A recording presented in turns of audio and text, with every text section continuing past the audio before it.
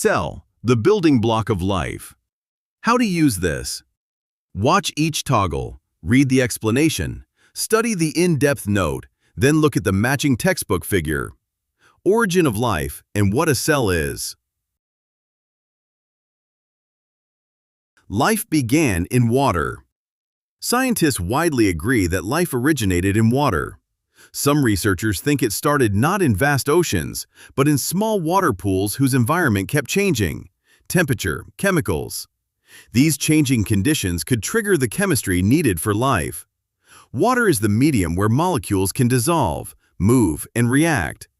The newer idea is that small, shallow pools, which heat up, cool, dry, and refill, gave more chemical action than the stable deep ocean. These cycles could concentrate molecules and spark the reactions that led to life. Hot springs and thermophiles. Puga Valley, Ladakh. Hot springs are real examples of such changing pools. The Puga Valley hot springs in Ladakh stay nearly at the boiling point of water, even in a freezing climate. Similar to conditions on early Earth, approximately 3.5 billion years ago.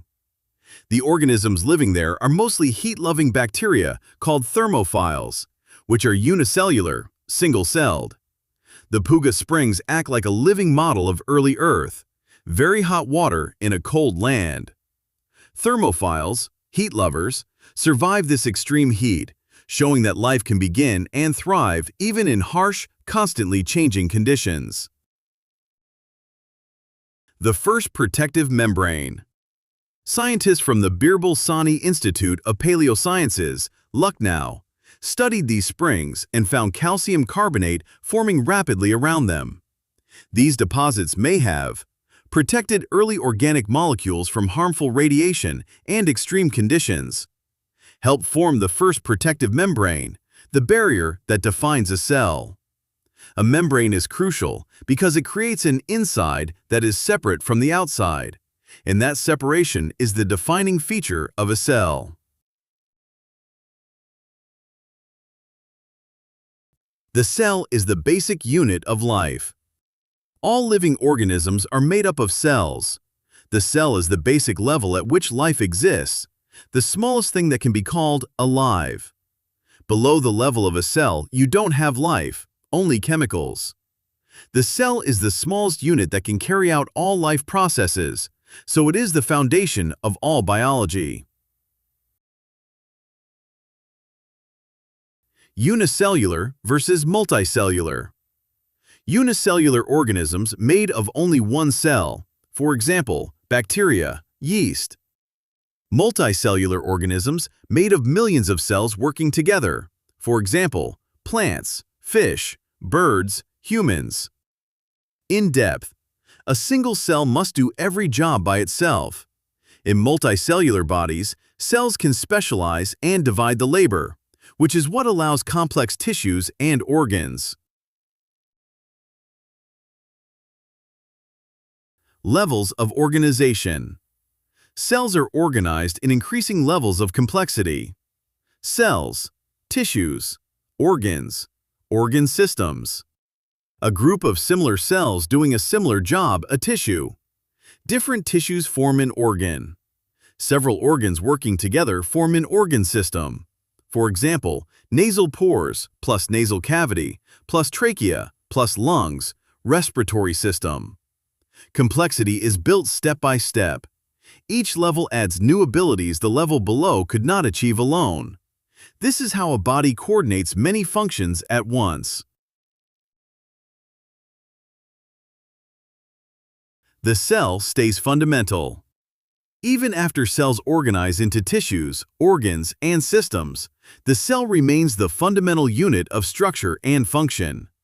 This raises the big questions of the chapter. What are a cell's parts? How do cells communicate? Do cells live forever or die? No matter how complex the body becomes, the cell is still the working unit where life actually happens. These big questions set up the rest of the chapter. How to study cells. Microscopy. Limit of resolution of the human eye.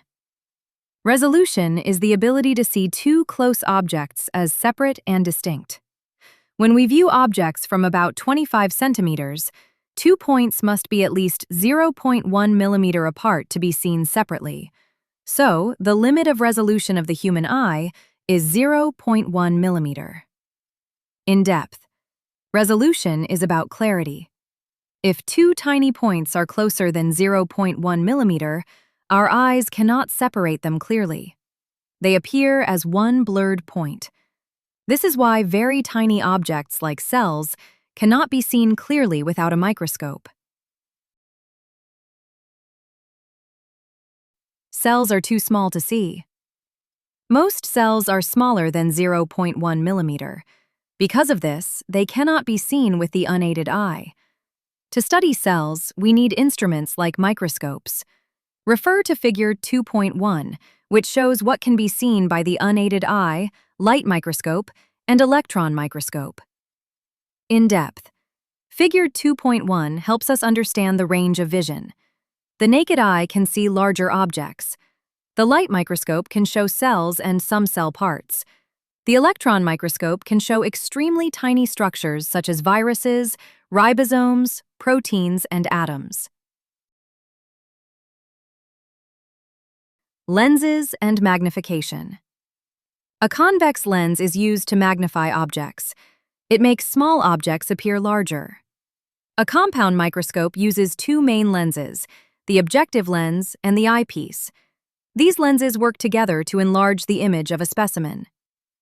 In depth, a convex lens bends light and forms a magnified image.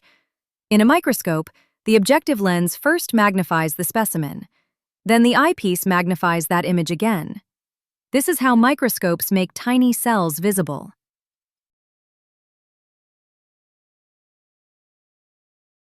Robert Hooke discovers cells. In 1665, Robert Hooke observed a thin slice of cork using a microscope that he designed himself.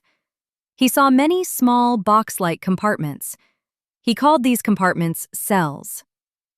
In depth, Hooke was actually looking at the empty walls of dead plant cells in cork. The box-like spaces looked like small rooms in a monastery, which were called cells. This is how the word cell became part of biology.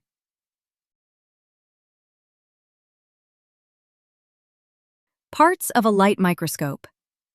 A light microscope uses visible light to observe tiny objects. School microscopes usually have different objective lenses, such as 10x and 40x.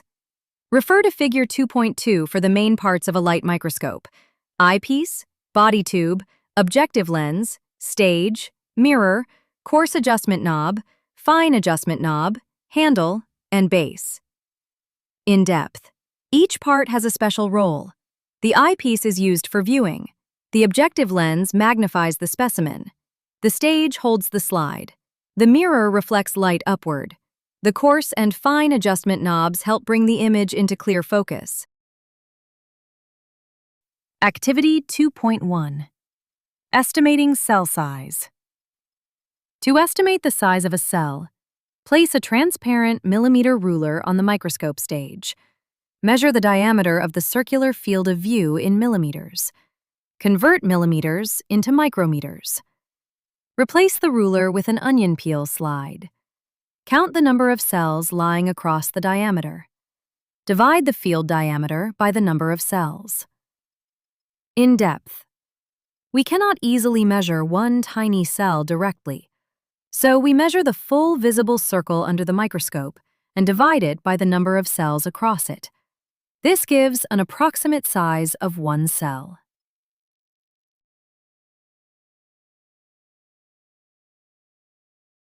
Worked example: onion cell size. If the field of view is 5,000 micrometers wide and 25 onion cells lie across it, then cell size equals 5,000 divided by 25 equals 200 micrometers. So, one onion cell is about 200 micrometers long. In depth. This example shows how the method works with numbers. The total width of the field of view is shared among the number of cells seen across it, So, total width divided by number of cells gives the size of one cell.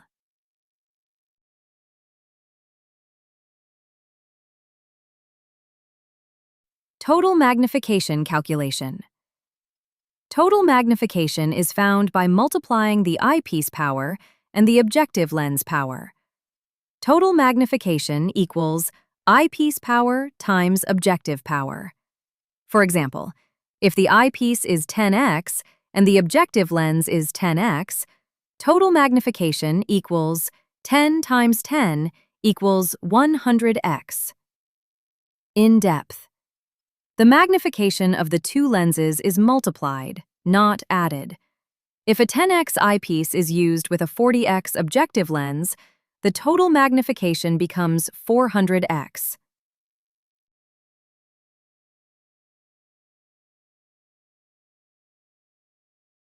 Three features improved over the years. Scientists improved microscopes by improving three important features: resolution, the clarity of the image; contrast, the difference in brightness between different parts; magnification, how much larger the image appears. In depth. Magnification alone is not enough. An image may be large but still blurry. Good microscopes need proper magnification, high resolution, and good contrast so that tiny structures can be seen clearly.